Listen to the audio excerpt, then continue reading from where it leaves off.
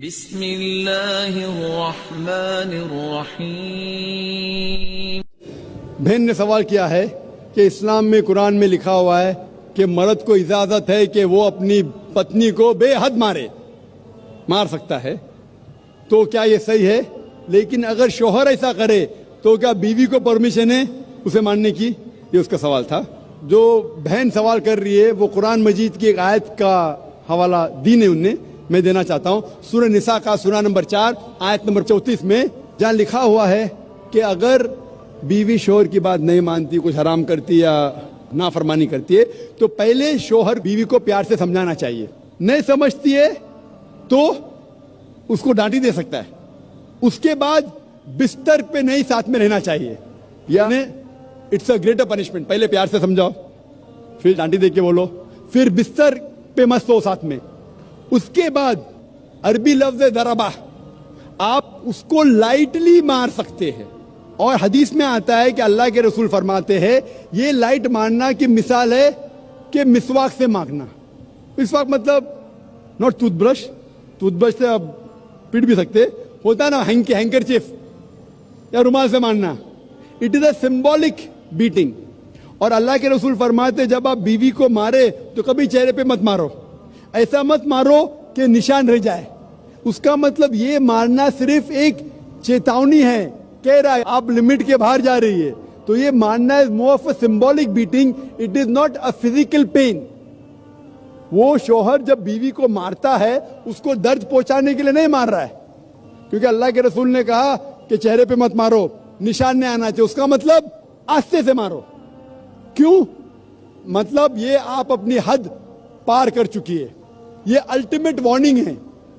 لیکن اسی طریقے سے اگر شوہر بیوی کو اپنا حق نہیں دے رہا ہے اس وقت یہ سیم نہیں ہو سکتا۔ کیوں؟ اگر بیوی شوہر کو ماریں گی تو شوہر تھوڑی بیوی کو چھوڑیں گا، یہ قرآن کی آیت ہے اس کے پہلے ہی سورہ نساء سورہ نمبر 4 آیت نمبر 34 میں کہ مرد کے پاس زیادہ طاقت ہے، لیکن اس کو اختیار ہے کہ اگر شوہر اس کو حقوق نہیں دے رہا ہے وہ شوہر سے پیار سے بات کرے، آپ کیوں مجھے حقوق نہیں دے رہے؟ اگر نہیں مانتا ہے تو آربیٹر لے کے آؤ، شوہر کے طرف سے ایک بڑے کو بلاؤ، بیوی کی طرف سے بلاؤ، بیٹھ کے بات کرو۔ پھر بھی نہیں ہوتا ہے، حقوق نہیں دے رہا ہے، تو وہ جا کے قاضی کے پاس نکاح فسخ کر سکتی ہے۔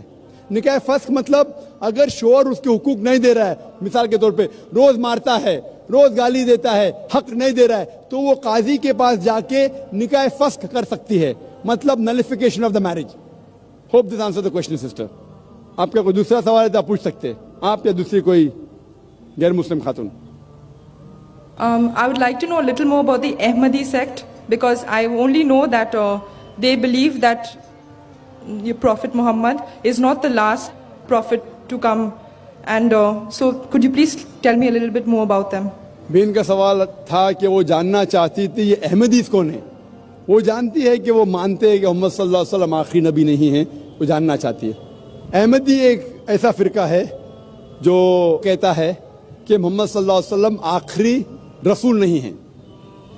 قرآن کی آیت صاف کہتی ہے، سورہ احزاب کی سورہ نمبر 33 آیت نمبر 40 میں، ما کان محمد ابا احد من رجالکم ولکن رسول اللہ وخاتم النبیین وکان اللہ بکل شیء علیما۔ محمد صلی اللہ علیہ وسلم آپ میں سے کسی کے بھی والد نہیں ہیں، اور وہ اللہ کے رسول ہے، اور وہ خاتم النبیین ہے، اللہ سب سے زیادہ علم رکھتا ہے۔ اس سے معلوم پڑتا ہے کہ محمد صلی اللہ علیہ وسلم رسول تھے اور آخری نبی تھے۔ لیکن نبی اور رسول کے درمیان فرق ہے کہ نبی اللہ کے بھیجے ہوئے نبی ہوتے، انگلش میں کہیں گے پروفٹ۔ رسول وہ نبی ہے جس کے پاس رسالت بھی آ چکی ہے، That prophet who has been given a message, he is called as a messenger۔ لیکن جب اللہ فرماتے ہیں کہ آخری نبی، اس کا مطلب آخری رسول بھی، کیونکہ رسول ہونے کے لیے نبی ہونا ضروری ہے، لیکن ہر نبی رسول نہیں ہے، ہر رسول نبی ہے۔ تو اگر اللہ فرماتے آخری نبی تو اس کا مطلب آخری رسول بھی۔ لیکن احمدی لوگ، قادیانی لوگ کہتے نہیں، نبی کا مطلب جس کے پاس رسالت آئی، پیغام آیا, رسول مطلب جس کے پاس پیغام نہیں آیا. تو ایک رسول کی جس کے پاس پیغام نہیں آیا وہ آنے والے ہیں, اور کہتے ہیں مرزا غلام قادیان وہ رسول ہے, جو بالکل غلط ترجمہ ہے. وہ نبی اور رسول کو الٹ پلٹ کرتے, they give different meaning for both. تو انہوں غلط معنی لے کے کہتے ہیں کہ قرآن میں لکھا ہے کہ اللہ کے رسول آخری نبی ہے. نبی مطلب اونچا درجہ ہے, رسول نیچے آتا ہے, اس لیے رسول آ سکتے ہیں. غلط ترجمہ کرتے اور کہتے ہیں کہ مرزا غلام احمد محمد صلی اللہ علیہ وسلم کے بعد بھی رسول آئیں گے, ان میں سے ایک ہے مرزا غلام احمد قادیان, جو کفر ہے. کفر مطلب جو اسلام کے خلاف ہے, قرآن کے خلاف ہے, اللہ کے رسول کے خلاف ہے. دیٹ دا ریزن آئی سے دے ڈیویٹڈ, وہ صحیح مسلمان نہیں ہیں. جو بھی کوئی کہتا ہے کہ اللہ کے رسول محمد صلی اللہ علیہ وسلم آخری نبی آخری رسول نہیں ہے, دے آر ڈوئنگ کفر, وہ مسلم ہو نہیں سکتے. Hope that answers the question. Thank you. آپ اس کو لائٹلی مار سکتے ہیں, اور حدیث میں آتا ہے کہ اللہ کے رسول فرماتے ہیں یہ لائٹ مارنا کی مثال ہے کہ مسواک سے مانگنا.